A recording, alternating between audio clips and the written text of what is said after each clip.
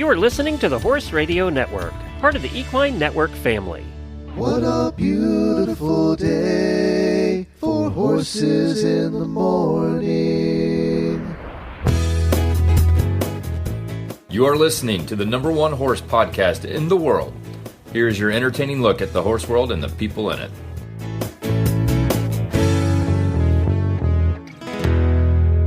Good morning, I am Glenn the Geek from Ocala, Florida, and you're listening to Horses in the Morning on the Horse Radio Network for Monday, August 11th, episode 3751 by WERM Flooring. Good morning, Horse World. Well, Jamie and I are off this week, but we have some brand new episodes for you that I recorded last week. Jamie's off on vacation, and Jennifer and I are off to the trade show, the WESA trade show in Dallas. I think it's our 36th or 38th time going to the trade shows. So I decided to do something fun this week, and it's called Founders Week, where you meet the hosts that helped start the Horse Radio Network 17 years ago. In this episode, we get caught up with my first co-host, Helena Harris. We walk through the past, the present, and the future. On Wednesday, we catch up with Samantha from the World Equestrian Games shows, and on Friday, Dr. Wendy from the Driving Show is back to share what she is up to these days. Whether you're a new listener or an old-timer, I think you'll enjoy this walk down memory lane and also like to hear about what they are all up to now. I know I did. Without these three, HRN would not have been as successful as it is today. This was even before we started Horses in the Morning 15 years ago. We will get to Helena right after I chat with you about WERM flooring. Let's face it, traditional floors and trailers, barns, and workshops, they take a beating. They crack, they leak, and they collect dust like nobody's business. They never last. Introducing a revolutionary solution, WERM flooring. WERM flooring is a sealed system that's easy to clean and maintain. No more back-breaking scrubbing, no more pulling up mats. It's slip-resistant, keeping you safe and sound. And unlike other options, WERM flooring is built to last. Liquids are no problem. WERM flooring protects your floor and keeps it looking beautiful for years to come. Don't settle for a floor that's a constant hassle. Invest in WERM flooring today. Visit wormflooring.com. That's WERM flooring.com to learn more and transform your space. WERM flooring, the lasting solution for a beautiful floor for your barn, trailer, and more. wormflooring.com. Well, this is so much fun for me. This week is going to be so much fun for me, but especially today, because a lot of people don't know the origin story of the Horse Radio Network, and I can't tell that without Helena sitting here. So, hi, Helena. Hi, Glenn. Hi, everybody. Wow, you still have your mic and everything. Yeah, it's a new mic. Oh, yeah? It's just got the fancy. fuzzy red ball. Yeah, I have a bunch of microphones that I bought at Podfest and stuff that I must have a couple $1,000s worth of microphones that I don't use because I was always trying to throw money at the problem. Kind of like horses, you know. And what's so funny is when she was connected today, her power went out last night for storms and her internet just went out and she's on her hotspot. This is how we started 17 years ago. It's like we both had crappy internet. We haven't had we have the best internet here ever, like way better even than when I was up in Little Compton. And we haven't had a single problem. And 5 minutes before I'm supposed to start recording with Glenn, I'm like, what's wrong? Why is this page not loading? It's deja vu, the history rewinding. So we're going to do this in 3 parts. We're going to talk a little bit about history. So if you guys know the history of the very beginning of the Horse Radio Network, then you can skip ahead. I'll put in the show notes where we're going to talk about what Helena's up to now, because a lot of people are wondering that. And then we'll talk about what you're going to be up to in the future. So let's start in the past. Some people may not know that you and I were the ones that started this Horse Radio Network thing. We were the first ones in 2008. As a matter of fact, in 9 days, it's August the 8th of 2008 is when we started. I have it on my calendar. I can't believe you have the actual day. I have it on the calendar. Yeah. Memorialized. Actually, we can go back a step further. That's true. Because it wasn't just the Horse Radio Network that we got off the ground. We launched podcasting in our industry. It's true. In 2006. We were the first people to remember. We called it internet radio. Yeah. Because people were like, what's a podcast? And podcasting itself was just being born because there was no way to listen except on your computer. Well, no. There was no smartphone. If you had an Apple iPod. Yes, you could could download it to your computer and then to the iPod. Yep. That's where the word podcast came from, the Apple iPod. That's true. God, you had to be dedicated back then. You had to really want to listen to go through all those steps to get the show. It's funny. I just did an interview with Buck for his entrepreneurship class. And so he's interviewing all these different entrepreneurs. And so he was asking me, so my contribution was podcasting. And he was asking me how I got started, how we got started, what was it like? So this very conversation I had just a few days ago. And he asked a question I wasn't prepared for. And that was, well, how did people get access to the show? How did they get it? And I remembered that we had to upload an audio file to just a plain old website. And we were hosting our own audio files off of That's correct. Yes. Our own websites. And people had to go and download it. Like, it was a process. It was. You had to work to listen to podcasts, but people are spoiled today. I know. It was a lot of work What's to produce podcast? them and listen to them. It really was. But so we started in 2006 with a show that didn't last very long. And technology was horrible because we were interviewing people, and it was very difficult to interview people over the internet then. It was a whole different ballgame. So, there was no Zoom or anything like that back then. There was no tools. we were making it up. We did David O'Connor, remember? Was our first interview. But did we have Skype back then? No. I don't remember what we used, but remember, I lost the interview. It didn't record because that was our first episode of our first show in 2006, and we had David O'Connor, and we lost it. We had to ask him to come back. Yeah, it was an hour-long conversation, and it was a great one. And he was funny, and he was engaging. And Glenn called me like 10 minutes after we finished the conversation. He was like, "You're not going to believe this." Oh, yeah. It was a humiliating way to start a career for sure. He was very sport. Gracious, though. Yeah, I think he was a little more irritated the second time.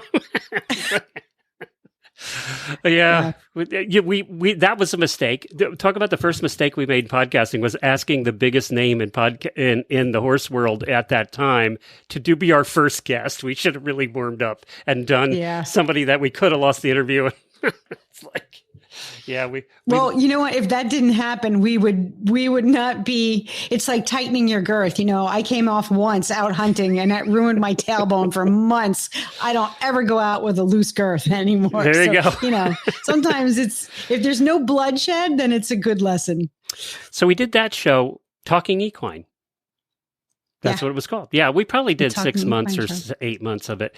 And then life changed. Then in 2008, after we moved to Lexington, Jennifer and I moved to Lexington. You were still in Massachusetts. Yeah. Yep. I was up in Hamilton. Yeah. I said my job that I had was a consulting job was coming to an end. I said, I got to do something. And I needed to do something that was an outlet for entertainment. I needed to be an entertainer again, like in the old days when I had the acting company.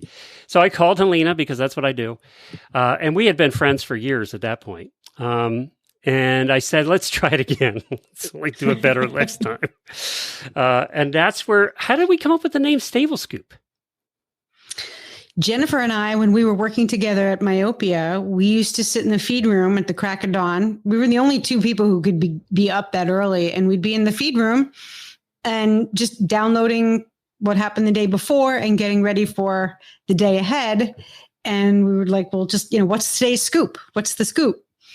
And I think that was the inspiration for Stable Scoop, because we were going to talk about all things horse. You never know where it was going to lead you. And that was a key component of my conversations with Jennifer. We would start on one horsey topic, and, we were taking the long route to all different kinds of things. And I think that was the nature of our conversations, was the inspiration for the show name.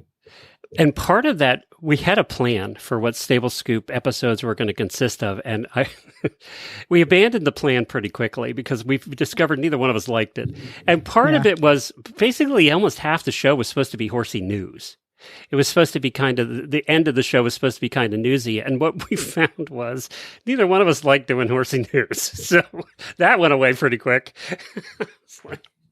Right. And then we knew that we loved it. We knew that it was really fun to do and that there was potential for it. There was nothing else happening in the marketplace like it. And so I think that was when you said, I have a vision, like this can go somewhere. And that was when we started brainstorming for ideas, for network name ideas. Yeah, that's right. It was Horse Radio Network. We didn't call it Horse Podcast Network because they were being called podcasts at that point.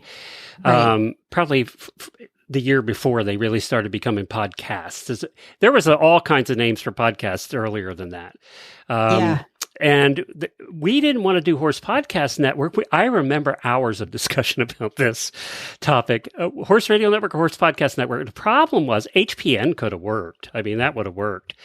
It sounds like some kind of disease. But nobody knew what a podcast was. I mean, that was the problem, is we call it a Horse Podcast Network. Still today I go to shows and people say, what's a podcast, you know? But back then, nobody knew. So that's why it was Horse Radio. We just called it online radio. Yeah, online radio or internet radio. And people understood that. They got the gist of what it was. And, there's always somebody still who's like, well, what time is the show on? I'm like, anytime you want. Yeah. We have talked over the years about changing it to HPN, to Horse Podcast Network. Now that podcasting is more well-known than radio, actually.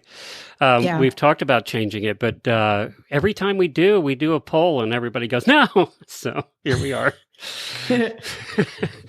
So it's like family now. HRN, it's family. We were doing it weekly. And one of the things we knew early on, because you and I both were business people doing a podcast, as opposed to horse lovers who didn't know a thing about business. We were coming from it the other way. We were both business people. We had both been consultants in the business world. So we knew that we needed consistency was the biggest thing, especially for those first couple of years. And we were following publishing and editorial best practices because it really, the business model was very much like a magazine. Yep, that's right. And we were anal about getting that show out on time. I know, you were freaking out. Every week you'd be freaking out. Not the least, and because Helena would come sliding in. This is his favorite story to tell me. And it's true. And you know what, people? The same thing happened today. We were scheduled to record at 2:00, and here I am at 2:01 sliding in. And then as a dumbass, I went and hired Jamie to do Horses in the Morning, and she's the same way, sliding in. So I have a type, I guess. You do. Oh, and we can talk about that. My studies have totally validated so much of what we horse people do to each other. Well, I can't wait to talk to you about that, too. So we started with, and a lot of people ask me from the podcast side, say, did you do the network right away? Yeah, when we started Stable Scoop, the Stable Scoop had its own website, but it was also part of the Horse Radio Network website. We did a Horse Radio Network from day one, and I incorporated it as Horse Radio Network. And it was the only show for a long time. But we knew we wanted to do more shows. And then the second show was Dressage. WEG. Was it WEG? 2010. Yep. Yeah, it was a WEG show. Samantha and I did that. Well, I'll have Samantha on later in the week, by the way. I know a lot of you want to hear back from Samantha again. But yeah, it was a WEG show. And then Dressage and Eventing came on board. Horses in the Morning was 2 years later. That started November of 2010. And I remember Helena when I told her, I said, I want to do a daily show. And she's like, what? I know. It was hard enough for me to get my shit together for a weekly show. I asked you to do daily. It. You wanted, yeah. I know I couldn't. I had a 7-year-old who I had to feed breakfast at 6 o'clock in the morning because you wanted to do it. You wanted to do it live. Well, it was live, yeah. For the first 5 years, we did it live. Daily, like he couldn't just start out with a daily show. It had to be daily and live. And by the way, there was no great way to do live either. So there we go. I apparently like hard things. Talk about technical difficulties. Yes, that was rough. It was rough. You were single mom then. I was. Yeah, I was going through a horrible divorce. Horrible. That's right. Horrible. And I was a mess. And we have done episodes before, like these kind of, the Wayback Machine type of episodes. And I have listened to some of those conversations that we had. And it's so apparent how stressful my life was at the time. And this podcast, the HRN kept me going, sliding into that chair every week and talking to you and our listeners kept me alive. It's funny because Jamie always says that doing this show is her therapy, and it always has been for all of us, really. Yeah. I think Reese would say the same thing, about her show, Dressage show. She would say the same thing. Yeah. And I think that's why when Phil died, Reese took it very hard, very, very hard, because it was therapy for them once a week for years. They had done that show together. And we know what that's like, Yeah.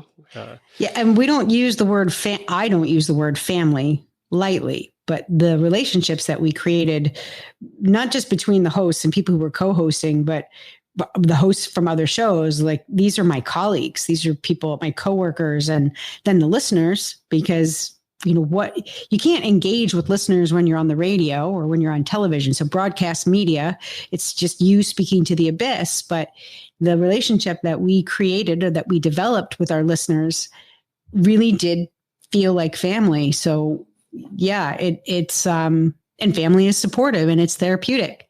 And you felt that every time, still today, right now. It feels so good to be here, not just talking to you, but knowing that there are people listening to this conversation who are a part of us, who have affection for us, and they get inspired, and vice versa.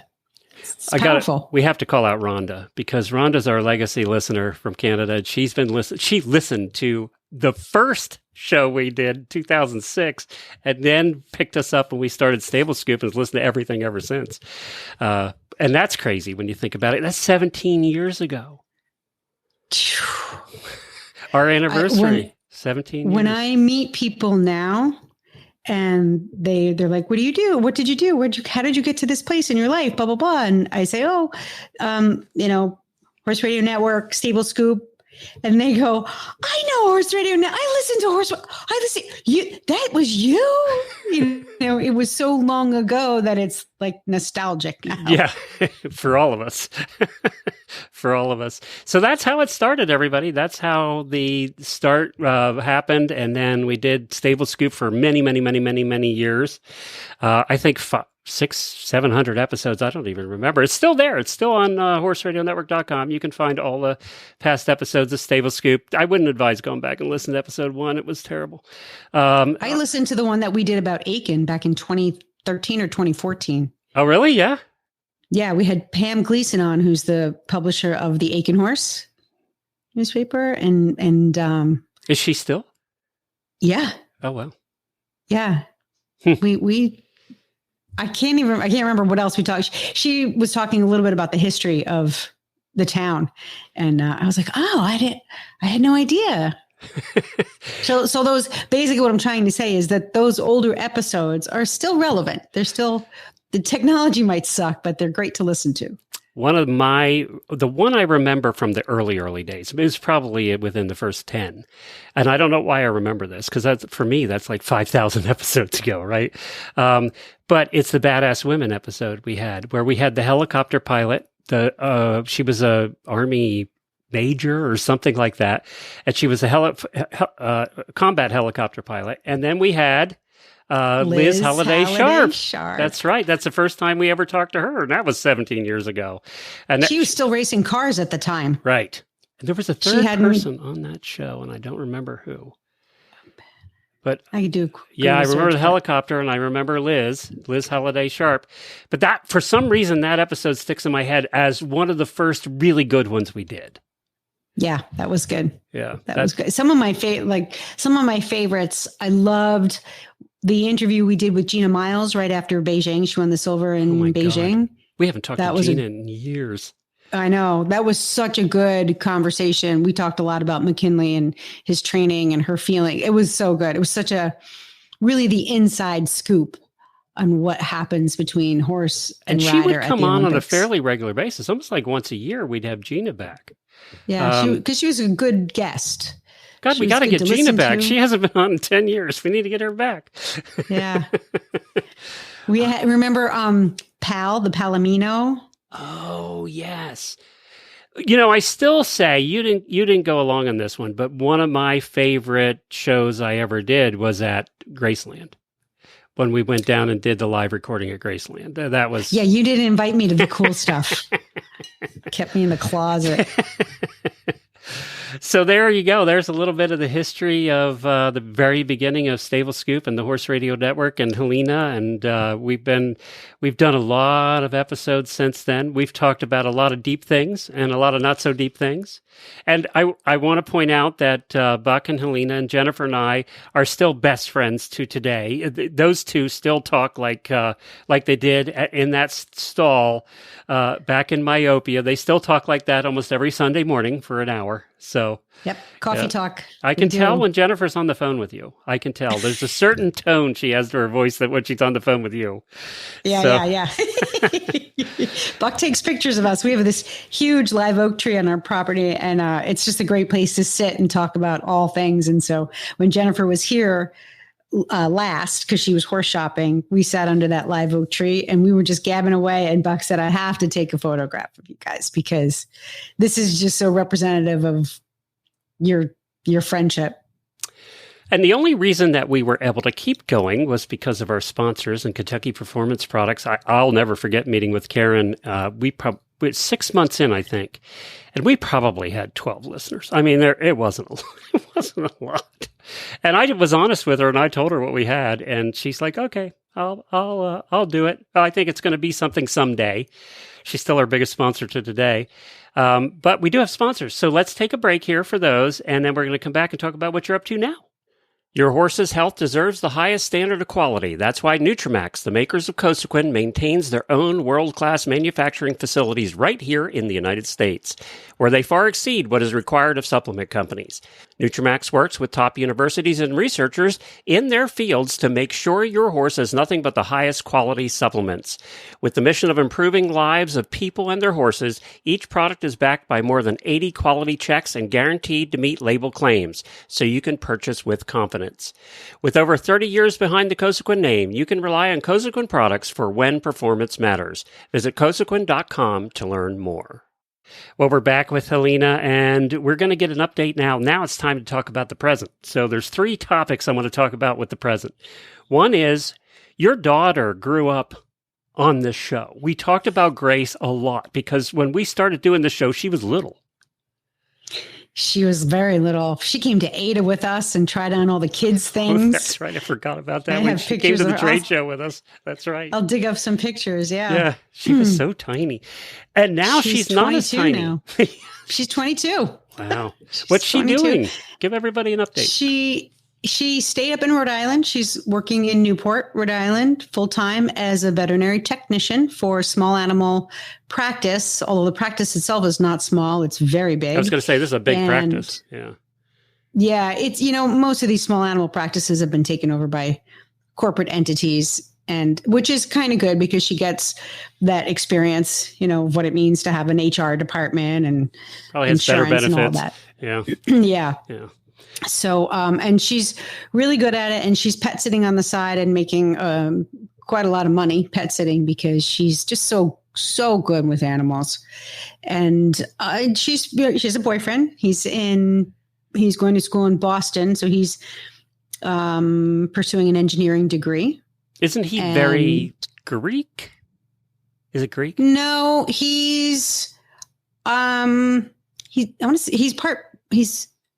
Portuguese. There it is. Okay. I thought it was something like that. But it's not 100%. Like they got something else mixed in there. English, Irish, the whole European mix. He's a nice kid, very sweet, good to her, smart. Just, we love him. Yay. So she's hanging around up there trying to figure out, what she wants to be when she grows up. And we took till we were 50, so she's got some time. Exactly. But she's happy. She's good. She's good. And we talk every day, multiple times a day. I'd like to see her in person more often. And we're working on that now that our barn is finished and everybody's settled. We'll be able to see each other more often. Perfect transition. One thing we were always good at in our show is transitions, is your barn. So you built a new fancy palace out there in Aiken. Now, keep in mind the house, if you were watching the video now, you would see the background is her house. Well, that's the entire house because it's tiny. But your barn's like a palace. So tell us about your barn. This is my tack room. So what you're looking at right now is my tack room. Oh yeah, my tack room. Very nice. Yeah. It's very nice. Wow. Yeah. Okay, you have a nice tack room. I have a nice tack room. Well, because it's serving multiple purposes, it's got to be tack, feed, guest room, and office all in one. So yeah, we bought. We didn't plan to move here full time. I was just coming down to look at rentals. I wanted to bring one horse down for the winter to train and board. I'm in Aiken, South Carolina. So I wanted to bring one horse down to train and board and rent. And my husband was like, wait a minute, you're going to leave me for 3 months out of the year? What are you talking about? And so I'm like, Aiken. So he finally said, all right, let's just take me to this Aiken place and let me see what it's all about. Because I don't know how this whole thing works. So we flew down and we flew into Charleston Airport, and then we rented a car and we drove from Charleston to Aiken. And of course we came in the 302 corridor, which is horse heaven. And it was one big farm after another. And Buck goes, okay, I think I get it now. It's horses everywhere. And I was like, yeah. And he's like, no, like everywhere. I said, yeah, I know. So we had a real estate agent who was really just taking us around to look for rental properties. And the one that she showed us happened to be for sale. And it's just a little bit outside of downtown Aiken. It's got a 600 square foot cottage on it. So it is pretty much a tiny home. It's permanent, but it's tiny. And it's perimeter fencing. It's 11 and a half acres. And it had like a run-in shelter with 2 stalls. But I was like, this is perfect. And it had a really nice westerly breeze. So I thought, well, this is great. And you're at the end of kind of a, if it was a neighborhood, it'd be a cul-de-sac. You're at the end. Yes. Yeah, it's a dead end road, and we're surrounded by other farms. So there's 12 other properties around us, large properties, and 9 of them are horse farms. So it's pretty cool. And the breezes were wonderful. And the horses got off the trailer in November of 2023. And within 6 weeks, my husband was like, we're selling the house up north. Why are we going to go back? So right after Christmas time, early January, we were starting to think about, okay, when are we going to ship everybody back up north? And I'm thinking, am I going to ship all 3 horses again? Like, who am I going to ride? What am I going to do? Am I going to put Brody on a trailer for 16, 18 hours? For what? And so the decision really just kind of came at the last minute. And we said, well, the market's really great for sellers. Let's just put our house on the market and see what happens. And we did. And we got a cash offer for like $75,000 more than we listed it for. It was crazy. And that was within a couple days. It wasn't long. 4 days. But we got the. You sold at the right time. Imagine now. Yeah. Well, which is weird because we sold it in the middle of February, and we live in our house was in a beach town, not the time to be selling your house. So that worked out really great. And then when my husband called headquarters for his company and said, I just need to change my address from Rhode Island to South Carolina, they were like, yep, you're fired. You're fired. He's like, what? Wait, what? You just promoted me. You just gave me a raise. Yeah, you gave me a raise. You promoted me. And so I work from home. Yeah, they were moving to no more remote. They wanted people back in the office, and you had to be living in one of the 3 states in which the company operated. So there was that. They gave him a great severance package, but we were freaking out because I had just been accepted to graduate school and decided I wasn't going to do any podcasting for a while. So we last summer was a major freak out session for both of us. And then on a whim, Buck applied to the University of South Carolina here in Aiken. They have a lovely campus, and they had an opening for a business professor. He was like, all right, what the heck? He was an adjunct professor at Quinnipiac College in Connecticut, and he got the job. And he is now the golden child of the University of South Carolina. They love him. He's like their favorite professor ever. He's loving it too. Talk about working out for the best. It was good he got fired because he's happier now. Listeners, if you I hate this saying, it's so trite, but one door closes and another one opens. Sometimes the universe pushes you through that door for good reason. This man is the happiest I have ever seen him in his life. Yeah, he is definitely. When I talk to him, you can tell the difference just over the phone. You can tell the difference. Yeah. So you have a nice new barn. How many stalls? Yep, 3 stalls. So we decided to build the barn with the money that we made on the sale of our house up north. And when I was working very hard consulting with Stall and Stable, I designed something called the Stall and Stable Healthy Farm Design. And it incorporated track system and different grazing areas and fencing and the relationship of the barn to the turnout areas. And so I basically executed that plan here. The barn that we built it's a 3-stall shed row style. And it's different than most shed row barns because the overhang is usually the grooming and tacking area where the people work.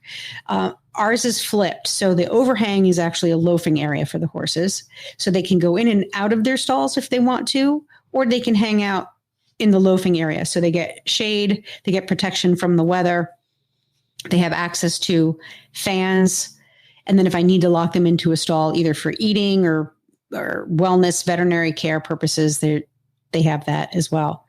And so we've just finished that completely in March of this year. And a very nice tack room /office guest house. Yeah, everything is built with 2x6s, so it's like it can withstand. It's not going anywhere. Nuclear war. Hurricane proof. Do you love it? I love it. I love it because the horses are so relaxed. It's designed to be species appropriate, and there's all sorts of little nuances about the design of this barn that make it so. But because it's species appropriate, meaning it meets the horse's needs, they are very relaxed. So all their needs are met, which means when I go to put a saddle on and I start working any one of them, there's just no drama. There's zero drama. So it's very easy and efficient for one person to take care of 3 horses, no matter the weather. Yay. I'm so glad it worked out. I'm so glad. So now you're going to school. Yeah. Which, by the way, when I heard you say that, I was like, there's no way in hell I could go back to school right now. I just wouldn't be able to focus, study, or any of that. I mean, we both have ADD. I mean, I don't know how you're doing it. Yeah. Yeah. It runs in my family. I have it. I was diagnosed at, 3 or 4 years ago, and I take medication for it now, which is part of the reason why I'm doing okay. Would you be able to do school now without it? No. I can't make it through a work week without medication. It has been life-changing for me. So going back to the history of this, of Horse Radio Network and us working together, it's a miracle anything ever happened at all because we both have it severely. So the fact that we got anything done all those years is a miracle. So what are you going to school for? So I applied I had been looking for quite some time, for several years, for a program that would fit my unique needs. And so I applied to and got accepted to University of Pennsylvania School of Veterinary Medicine. They have a Master's of Science program in animal welfare and behavior, and you can choose the species that you want to focus on. So, of course, my species are horses. So what are you studying? And what kind of studying? So we study. Animal welfare and science is its own discipline now, but and animal behavior is multidisciplinary, meaning if you were to put a label on what I do, it's ethology, which is the study of animal behavior, usually natural animal behavior. But the fact that it's multidisciplinary means we study things like comparative psychology, behavioral biology, anthropology. So there's all the ologies that get mixed together. So my focus is equine cognition and learning. And so I study the horse's brain and the biology, the biology of the horse's body and mind, and how it processes experiences, how they learn, what the brain is capable of, how it's different than humans, and then how we shape their behavior so teaching, there's also a branch of psychology called educational psychology that's for humans. So that's basically what I'm doing for horses is how can we influence their emotions, their emotional state, so they're in a good place to learn? And then what learning methods are the most humane and then the most effective? And that's all based in science. What has so surprised you about what you've learned so far? What's surprised me about what? What you've learned so far. What has surprised you the most? Just how much we have wrong. Just how much we, and I say we, including me, what we misunderstand about horse behavior and their needs, their inherent needs as a species. And there's a lot of people who have an intuitive sense of what their horses need. Like we've been talking about turnout for years, right? Turnout. Well, it's not just the turnout. What surprised me is why turnout is so important, what happens when they're in turnout, the biological and psychological processes that happen in a horse. For example, the fact that there's so many nerve endings in a horse's muzzle, and just grazing on junk doesn't even have to be good, thick, lush pasture grass.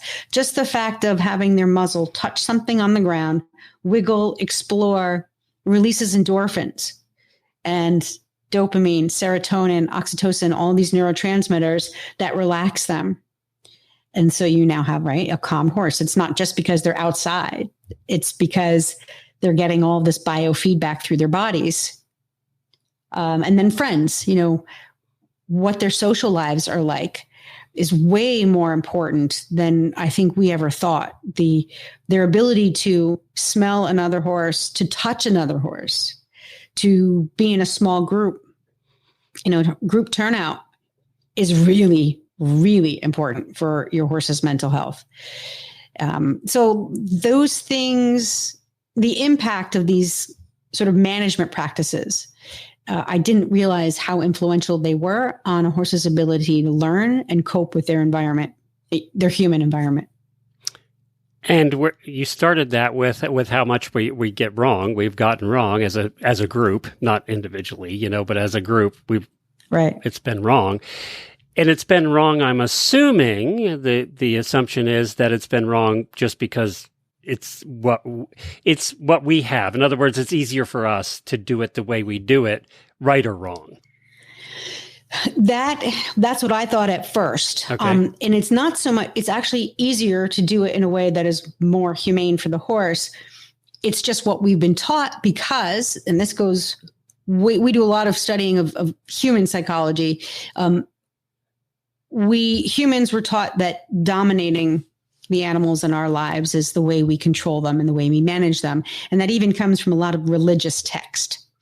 Well, yeah, I was going to say, when that goes back thousands of years, it really does. Yeah. It really does. So this idea of dominating the animals in our lives, it's just like baked into us. And we don't even realize that, basic pressure and release, basic use of a bit and rein contact is an extension of dominance.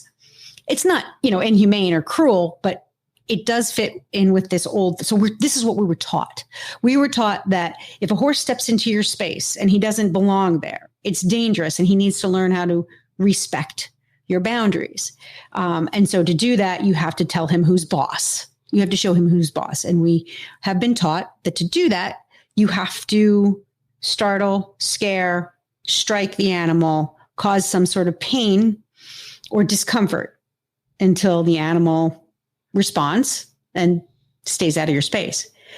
And knowing what I do now about the neurobiology of horses, I realize why we have to keep doing those things to teach horses to respect our boundaries. It's because the brain processes that kind of activity, especially pain and stress, in a different way than it does positive experiences. So we've been taught that if we want a horse to go forward, we strike them on their hindquarters with a stick. And that little bit of pain creates an acute stress response. That creates a surge of forward movement. But we call it encouraging the horse to go forward. Same thing with the spur. we ask the horse to collect. So we use a double bridle. And we call it encouraging or asking the horse to come into the bridle. So we use a lot of euphemisms to describe the methods that we train horses with. And again, there's a whole episode on human psychology on why we do that. And again, it doesn't mean that traditional training methods are cruel or inhumane. It just means that we don't really know what's happening in the horse's mind and their emotional body when we use those methods. What science can now tell us exactly what's happening. So we're matching up behavioral signs, the flick of an ear, the twitch of a muscle, the tension in the horse's jaw, the position of their eyes. And science has matched that up with, we'll do a blood draw and we can test how much serum cortisol is flowing in the horse's blood at that time. We can do that with saliva as well. So, and then heart rate variability. Does the heart rate go up, but what is the variable rate? Does it go from slow to high to slow again? So we have these biological measures that we compare to behavioral measures, and we know exactly what the horse's emotional state is. And then we can apply all these different training methods and say, oh, okay, rein contact creates this much cortisol, or clicker training releases oxytocin. So the science makes what we do with horses quantifiable. We can measure it and say, this is a good measure and this is a bad measure. And I assume the only way to, quote unquote, fix us, the human issue there, is education over time. Yeah.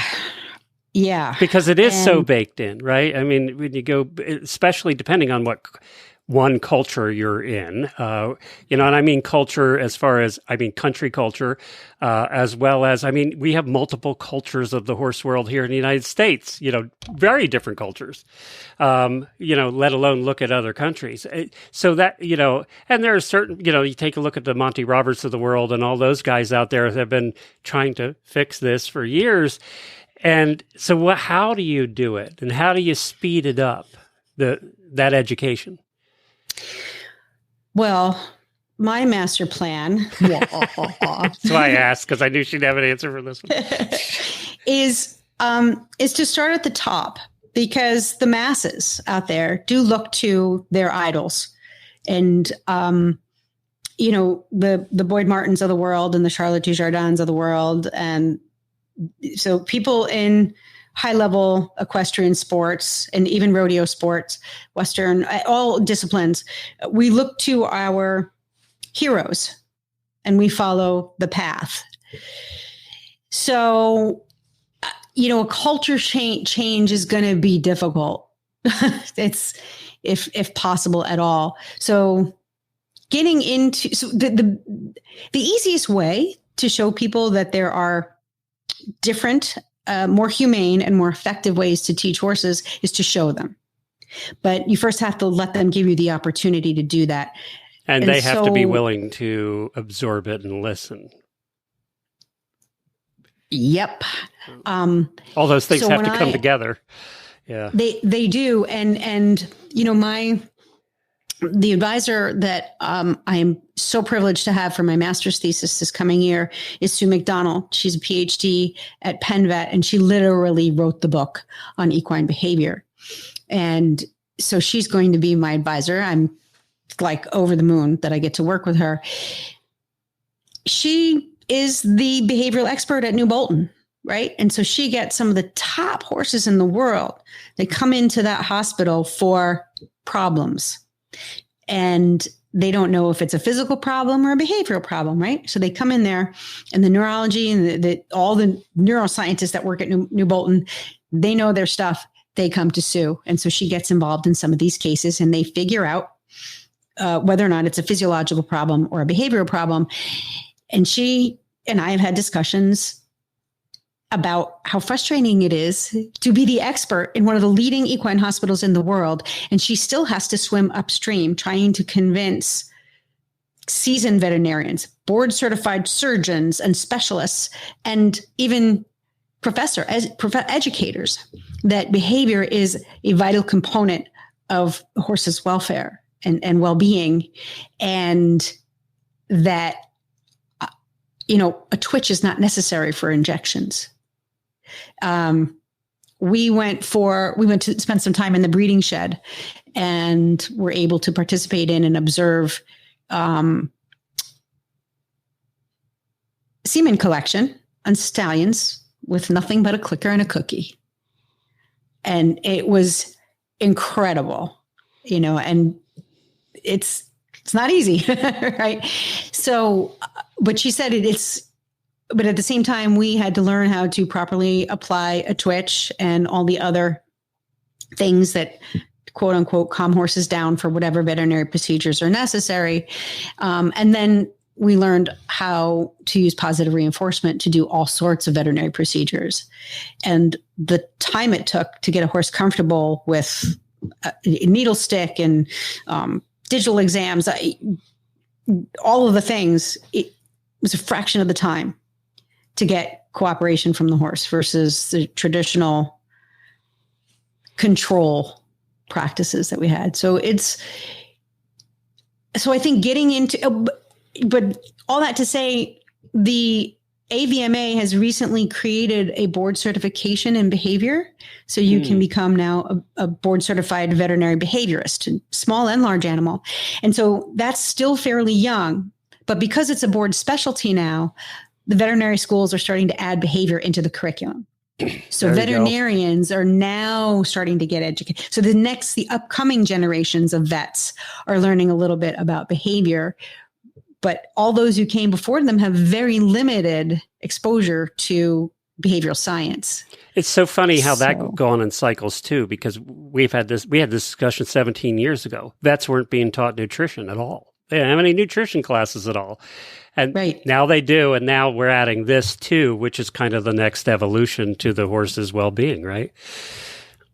Yeah. And I think the best part, in addition to learning all this great stuff and having conversations with people who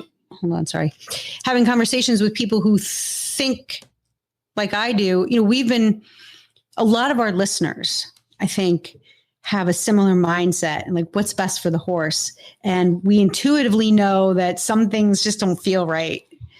And when you say, I'm a graduate student doing research at Penn Vet, people answer your emails, people answer your calls, people want to talk to you, they want to have conversations. So the credibility that I get, not just from being in a graduate program here and involved in this kind of research, but at an Ivy League veterinary school. Trust me, people, I was not the best student. I barely made it through undergraduate. She was mostly in sport, there for sports. Let's be honest. I was totally there for sports. I was 100% there. But I was, don't forget, I had undiagnosed ADHD. And so I was not a great student because of that.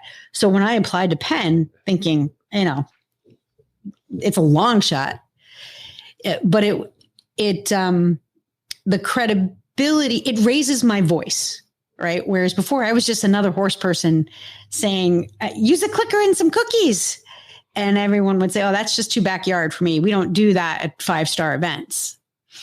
And so the credibility of a very prestigious institution behind me. And then two, the confidence in knowing that what I felt intuitively all these years has actually been backed by science. And the body of research is growing in the equestrian industry. It's really, technology has allowed us to get inside their bodies and their brains in ways we never could before. And Helena gets to nerd out like she never did before because she's always been a nerd about this stuff. She really has. Since we've met her, she's been a nerd about this stuff. A self-professed nerd. That's not an insult, Your wife got me started. Yeah, because she's the biggest nerd of them all. She's bigger than me. I'm like, do you know? Blah, blah, blah, blah. She's like, yep, I do. It's not too much health stuff that she hasn't read about or studied or done or had part of at some point or another. Well, I don't want to run out of time before we talk about the future, so let's take another commercial break, and we're going to come back and talk about what happens after a master's. By the way, that's just so fun to say. Your horse's behavior is a form of communication. If you're dealing with unwanted behavior like bucking, girthiness, or overall poor attitude under saddle, it might not be a training issue. It could be a saddle fit issue. Saddle Fit for Life has worked with over 300,000 horses and developed a proven approach to saddle fit that addresses both horse and rider comfort. Right now, they're offering a 7-day free trial of their comprehensive course designed to help you identify and solve fit problems. Don't miss this opportunity to improve your horse's well-being. Click the link in the show notes to start your 7-day free trial with Saddle Fit for Life today. Okay, Helena, what's next? You've graduated. You have another degree on your wall. What happens then? I have not graduated yet. No, I'm projecting into the future. Okay. Well, in my perfect world, I will keep one foot in the research field. I do not. You going to go for your doctorate? Probably not at this point, only because there isn't a lab close enough for me to be hands-on in research. However, I am learning that through my colleagues at Penn that there are all sorts of opportunities that don't fit the traditional method. So, don't make any decisions yet. And I think there will be more. Yeah. In the future. I'm okay mastering out, as they call it, because I don't have at my age, I don't plan to pursue a tenure track teaching position. I don't want to run my own lab or be a principal investigator. I don't have those goals that a PhD would usher in. However, I would very much like to stay involved in research. So either research associate, assistant, technician, whatever. Aiken is a lab. The population of horses here and my access to them is too special to not do some research. So I will stay involved in research, whether it's affiliated with a university or independently, I don't know. And then that's one half of the equation. And the other half is I am doing a lot of behavioral analysis and consulting and training for the people in this community. So this in-person training is so much fun. It's really rewarding. And so if I can do those two things, then I will be a very, very happy camper. Yay, and you will. Yeah. No doubt in my mind, you will. It's good stuff. It really is good stuff. Good to talk to you again. Thank you. Thanks for letting me blab about my geeky, nerdy life. Yeah, but you're geeky nerd. You talked about Buck being happy. You are too. Yes. And I'm going to leave our listeners in this conversation with one piece of advice. Don't put it off. Whatever it is you're thinking you might want to do it now. Because you're wasting your time stressing about stuff. Don't take the leap. Do it. Especially if you feel like you have no other choice. When you have to do something, when you take that leap, you quit your job or you sell your company, jerk you're married to. It's just like horses. When you meet your own needs, the universe will give you everything that you've ever wanted. Well, I hope you enjoyed getting caught up with Helena and finding out what's going on in her life. It certainly has changed for all of us since 17 years ago when we started all of this. So we appreciate her joining us today, and I'm sure we'll be catching up with her again at some time in the future. As I said, on Wednesday, we have Samantha, and on Friday, we have Dr. Wendy. And don't forget that tomorrow we have the endurance show for you, plus we have the NRHA later in the week as well. So we have a full week planned for you, even though we're off in Dallas, probably sweating a bit and learning about all kinds of new products. I'll do a bunch of recordings like I usually do. We're looking forward to that as well. And then next week, we'll be back with Jamie. She'll tell us all about wherever the heck she ended up on vacation. I'm still not quite sure. I think it probably changed last night before she flew out. So thanks for joining us again today, and thanks to Helena for being part of the growth and the very beginning of the Horse Radio Network. Take care, all.